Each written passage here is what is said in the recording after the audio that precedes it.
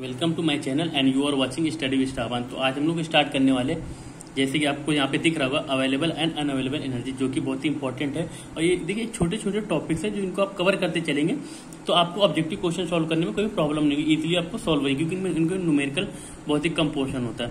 तो इसको बहुत ही आप ध्यान से पढ़िएगा, देखिएगा इसमें क्या क्या डिफिकल्टीज आपको फेस करनी पड़ती है। ओके, तो अवेलेबल एनर्जी क्या होती है? बेसिकली ये होती है मैक्सिमम वर्क इनपुट। जो हम कार्नोट साइकिल में या रिवर्सिबल साइकिल में जो वर्क प्रोड्यूस करते हैं, that is known as work यानी कि इसको क्या बोलते हैं? Available energy. जो यूज में आ जाए हमारे, वो एनर्जी क्या होती है? Available energy. जो एनर्जी को लॉस हो जाए तो वो क्या बोलते हैं? Unavailable energy. तो यहाँ पे इसकी डेफिनेशन हम लोग देख लेते हैं पहले अवेलेबल एनर्जी की। ओके, इसको क्या बोलते हैं? That is it is a maximum work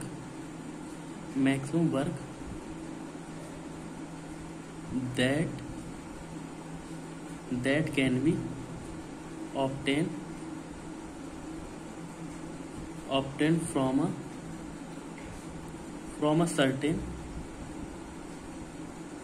certain get input. Okay, get input in a cycle। इस साइकिल से जो भी हमको वर्क प्रोड्यूस होगा that is known as work. और जो वर्क होगा वो कैसा वर्क होगा? मैक्सिमम वर्क होगा। ओके, आई होप आपको क्लियर होगा कि अवेलेबल एनर्जी क्या है। अब आइए हम लोग डायग्राम के बिहाफ पर इसको क्लियर कर लेते हैं कि व्हाट इज मैक्सिमम और available energy. Okay, suppose that हमने एक साइकिल मानी, कार्नोट साइकिल, जिसका टेम्परेचर, इनिशियल टेम्परेचर T1 है, और ये दिस इज हीट सप्लाइड हो रही है यहाँ पे Q1, और ये हीट इंजन है। ओके, अब हीट इंजन है तो आपको हीट इंजन में पता होना चाहिए कौन सी क्लॉकवाइज साइकिल होगी। ये साइकिल कैसी होगी? क्लॉकवाइज। Okay, clockwise. अब क्लॉकवाइज साइकिल है तो कैसा वर्क क्या होगा? वर्क प्रोड्यूसिंग होगा। ये हो गया वर्क नेट हो गया। अब ये यहाँ पे क्या हो गया कि Q2 हो गया, जो कि टेम्परेचर किस सिंक में जा रहा है, इसका टेम्परेचर Q, जो कि मिनिमम हो जाएगा। अब Q0 जो हीट सप्लाइड, उसको क्या बोलते हैं? Unavailable energy. इसको क्या बोलते हैं? Available energy. आई होप आपको क्लियर हो गया होगा। अब हम लोग क्या देखते हैं, देखिए अगर हम हीट इंजन की बात करें, इफिशियंसी की, हीट इंजन की इफिशियंसी किसके इक्वल होती है? Work producing upon heat supplied. Okay, ये हमारी इफिशियंसी होती है किसकी? हीट इंजन की। अब अगर हम बात करें मैक्सिमम हीट इफिशियंसी, अगर बात करते हैं तो मैक्सिमम हीट की इफिशियंसी अगर प्रोड्यूस करना हो तो मैक्सिमम वर्क भी प्रोड्यूस करना होगा हमको। ओके, मैक्सिमम वर्क और हीट सप्लाइड हो गया। अब अगर हम बात करें थे किसके लिए? फॉर रिवर्सिबल के लिए। ये तो मैक्सिमम हो गया। अब फॉर रिवर्सिबल की बात करते हैं। फॉर रिवर्सिबल हीट इंजन,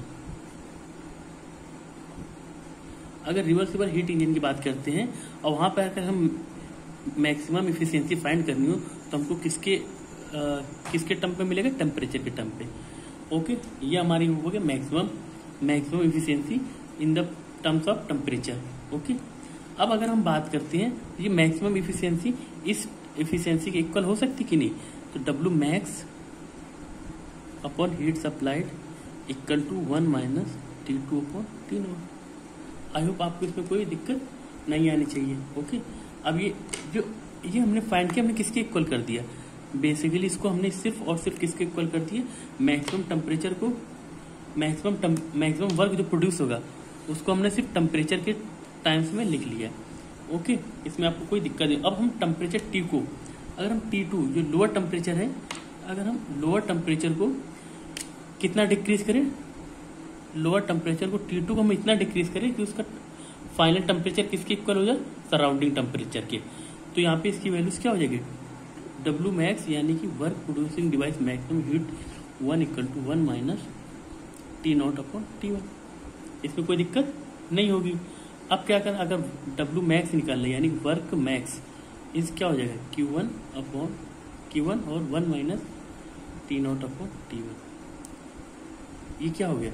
ये हमारा आ गया maximum work, maximum useful work. Useful मतलब अवेलेबल एनर्जी आ गई हमारी, that is available energy. I hope आपको इसमें कोई प्रॉब्लम नहीं आनी चाहिए। अब हम देखते हैं कि अनअवेलेबल एनर्जी क्या है, या इसको एक आइडिया से समझते हैं कि इसमें बेसिकली कौन कौन से टर्म्स यूज हो सकते हैं। आइए हम लोग और एक एग्जांपल लेते हैं जिसके ब्याह पर हम लोग और ये और भी क्रिस्टल क्लियर हो जाएगा कि एक्चुअल में अवेलेबल एनर्जी है क्या। ओके ओके, अब हम लोग यहाँ पे कंसीडर करते हैं टीएस डायग्राम। ओके, यहाँ पे हमने टीएस डायग्राम प्लॉट कर लिया। ये एक इंजन मान लिया, सपोज दैट हम लोग इसको हीट इंजन सेपरेट कर दिया। ओके, इसकी एंट्रोपी इसमें एंट्रोपी S2। ओके, अब अगर हम बात करें प्रोसेस 1, 2, 3 और 4 की, तो ये कैसे हो गई, हीट सप्लाइड हो गई, इसमें क्या हो गया, हीट रिजेक्शन हो गया, और ये एंट्रोपी कांस्टेंट हो गई। ओके, ये हो गया, ये हमारे पास प्रोसेस। अगर हम बात करें 3 to 4 प्रोसेस की, तो इसका टेम्परेचर T2 हो गया, और T1 टेम्परेचर किसके हो गया, हीट सप्लाइड की। तो ये आपको क्लियर हो गया होगा। अब इस प्रोसेस में इस डायग्राम को बनाने का हमारा सिंपल सा मतलब है कि हम इसमें आपको दिखा पाते हैं कि अवेलेबल एनर्जी क्या है और अनअवेलेबल एनर्जी क्या है। अब देखिए, अब हम लोग इसमें ये कैसा है, एंट्रोपी या टेम्परेचर, आपको पता होना चाहिए। अगर टीएस डायग्राम हम लोग प्लॉट करते हैं और हीट हमको उसमें फाइंड करनी होती है, तो हम उसके हीट कैसे फाइंड करते हैं टीएस डायग्राम में। जैसे कि हम पीवी डायग्राम में work area under the curve find करते हैं, वैसे टीएस डायग्राम पे हमको हीट फाइंड करनी होती है, तो टीएस डायग्राम का अंडर द एरिया कर्व चाहिए होता है। तो हम इसमें हीट सप्लाइड किस में कर रहे थे, प्रोसेस किस पे, T1 पे। ओके, तो अब इसमें 1 से 2 है प्रोसेस, हीट सप्लाइड कर रहा है, तो इसका हमको टोटल हीट चाहिए, तो हम क्या करेंगे, एरिया अंडर द कर्व लेंगे, यानी किसके एक्सिस पे, एंट्रोपी के एक्सिस पे। इसमें कोई आपको दिक्कत नहीं होना चाहिए। तो इसमें हीट जो होगा Q1 वो किसके इक्वल होगा, T1 ऑन डेल्टा S, यानी कि change in entropy. I hope आपको ये क्लियर होगा। ये सारा पोर्शन कौन सा हो गया, Q1 हो गया, जो हीट इस पे सप्लाइड हो रही। अब अगर हम दूसरे प्रोसेस की बात करते हैं, ये देखिए सेम प्रोसेस में हीट रिजेक्शन की अगर हम बात करें, ये एंट्रोपी हो गई, ये टेम्परेचर हो गया। अब ये प्रोसेस जो हीट जिसमें रिजेक्ट हो रही थी, यानी कि हीट रिजेक्शन, ये 4 फिर 3, तो इसका टेम्परेचर क्या होगा, लोअर टेम्परेचर T0, हमने इसको सराउंडिंग के इक्वल कर लिया। अब अगर हम इसकी एंट्रोपी निकालें, यानी कि हीट निकालें, तो हीट इसकी कैसे फाइंड करेंगे, यानी कि टीएस डायग्राम हीट कैसे फाइंड करते हैं, एरिया अंडर द कर्व। ये प्रोसेस हो जाएगा हमारा, देखिए T0 इंटू डेल्टा S, यानी कि हीट रिजेक्शन इसके इक्वल हो गया T0 into delta S। Okay, I hope इसमें कोई आपको प्रॉब्लम नहीं आई होगी। ये हो गया, और ये हीट रिजेक्शन हो गया। ओके, अब देखिए हीट रिजेक्शन को हम लोग क्या बोल सकते हैं, लॉस ऑफ हीट भी बोल सकते हैं। हीट का लॉस हो रहा है यहाँ पे, ये लीजिए लॉस ऑफ हीट, ठीक, लॉस ऑफ हीट यानी कि हीट ऑफ रिजेक्शन। अब ये हीट रिजेक्शन टर्म हुआ, ये हमारे यूज में एनर्जी नहीं रहती, इसीलिए हम लोग इसको क्या बोलते हैं, अनअवेलेबल एनर्जी। अनअवेलेबल एनर्जी, ठीक है। अगर हम यहाँ पे डेफिनेशन देख लें अनअवेलेबल एनर्जी की, तो देखिए यहाँ पे आपको समझ में आया होगा ये सारी पोर्शन। अब ये वाला जो पोर्शन बच गया, तो ये कौन सी एनर्जी होगी, that is known as available energy. Available energy, बाकी जो अगर इसमें इसका सब्ट्रैक्शन करेंगे तो वो कौन सी एनर्जी रहेगी जो हमारी यूजफुल नहीं रहेगी, that is known as unavailable energy, जो हमारी यूजफुल नहीं होती, जो मिनिमम एनर्जी रिक्वायरमेंट होती है। देखिए ये पोर्शन की हमने यहाँ तक आगे सपोज दैट ये T0 तो 3 to 4 पे, उसके नीचे वाला पोर्शन कौन सा हो गया, अनअवेलेबल एनर्जी। तो आई होप आपको क्लियर हो गया होगा। अब अगर हम डेफिनेशन की बात करें, अगर हम बात करते हैं अनअवेलेबल एनर्जी की डेफिनेशन की बात कर लेते हैं, हमने सिग्निफिकेंट समझ लिया ये क्या होता है। अगर हमने इसकी डेफिनेशन की बात करें तो इट क्या होता है, it is the minimum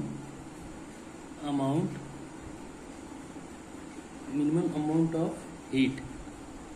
Okay, minimum amount is that has been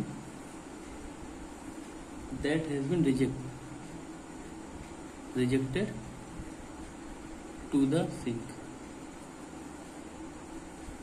ठीक है, मतलब जो सिंक को रिजेक्ट करती है, ठीक है। ये कौन सी अवेलेबल एनर्जी होगी, ये अनअवेलेबल एनर्जी होगी, जो हमारे यूजफुल में नहीं रहती है। अब इसके यहाँ पर हम एक फार्मूला हमने यहाँ पे जनरेट कर लिया। क्या हो गया, अगर अवेलेबल एनर्जी की बात करें, ये अवेलेबल एनर्जी किसके इक्वल होगी, ये available energy is equal to किसके होगी, वर्क के। यानी कि वर्क क्या होता है, वर्क प्रोड्यूसिंग डिवाइस जो होता है वो हमारी एनर्जी कौन सी होती है, अवेलेबल एनर्जी। तो अगर हम थर्मोडायनेमिक के अकॉर्डिंग बात करें तो अगर हम लोग थर्मोडायनेमिक के बिहाफ पर बात करें तो फर्स्ट लॉ ऑफ थर्मोडायनेमिक क्या होता है, it is summation of heat का, जो हीट का summation that is known as work. तो Q1 माइनस Q2, यहाँ पे Q2 क्या, हीट रिजेक्शन। ओके, तो अवेलेबल एनर्जी किसके इक्वल हो जाएगी, अवेलेबल एनर्जी हो जाएगी Q1 माइनस T2 किसके नॉट है, T0 upon T0 into delta S. तो अब ये बताइए यहाँ पे आपको समझ में आ रहा होगा Q1 किसके इक्वल हो जाएगा, Q1 equal to available energy plus T0 delta S. देखिए अगर इस एनर्जी की बात करें तो ये हो गई अनअवेलेबल एनर्जी, ये अवेलेबल एनर्जी हो गई। ठीक है, तो आई होप इसमें तो आपको कोई दिक्कत नहीं आई होगी।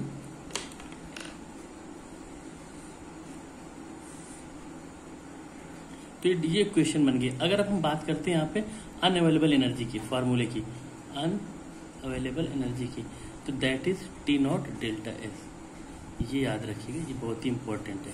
अवेलेबल एनर्जी और अनअवेलेबल एनर्जी और अवेलेबल एनर्जी की बात करेंगे तो ये आएगा Q1 minus T0 delta S.